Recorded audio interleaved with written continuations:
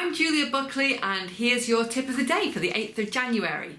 If you've ever finished a workout or run or cycle or training session of whatever kind to the end, pretty sure you're going to know what I mean when I talk about this. So it's that feeling that hits you quite often. It'll be about 10 minutes, 15, maybe 20 minutes into your workout where you just think, I can't do this today.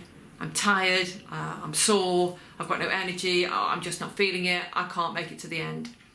But if you push through that, and you've probably experienced this at some time or another, if you just carry on and get to the end, you think, wow, I didn't think I could do that, but I did. Imagine if I quit then, I'd have been really probably disappointed in myself all day, but now I've finished this and I feel great. How awesome is that? Problem is, it's quite hard to remember those times when that happened and that feeling and how good it was and how it just happened when you went with it. It's quite hard to remember that in the moment during those first few minutes of the workout, because it feels like you're actually too physically tired, like it's going to be physically impossible to do it. So that's why I'm here today, to remind you to remember that can happen, that you can push through it.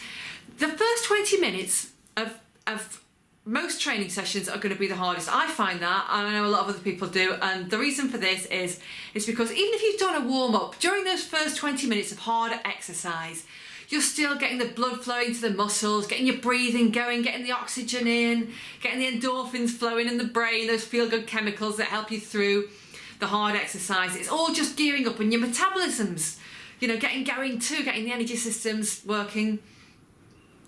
And for that reason as well, those first 20 minutes are largely the most beneficial part of your workout, especially if you're looking at fat burning and heart health and things like that. So remember that during those first sluggish 20 minutes, that's a really key time, that it's really beneficial, and also that I don't want to say it's going to get easier because obviously you're going to get tired if you get through, but you can do it. If you push through that, the end is waiting. And sometimes you've got to cut yourself a bit of slack.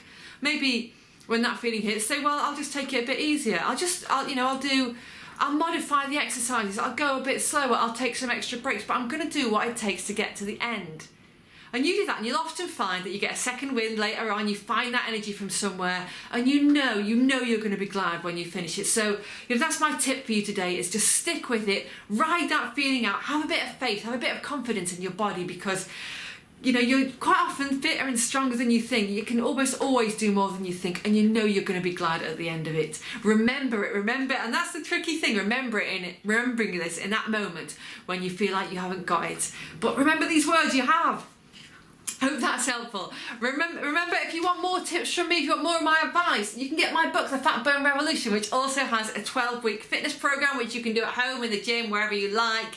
And you can talk to me anytime on Facebook. Come and join my Facebook group. I will put a link to that below the video. I'm always on there chatting, and along with the rest of the community who are following the Fat Burn Revolution and my other programs. Or if you'd like to work out with me in videos, I am posting a new workout video every single day for members of my website in my new 30-day challenge, Challenge XXX. I'll put a link below the video where you can get details about that too. Otherwise, I hope you'll join me again tomorrow. See you guys.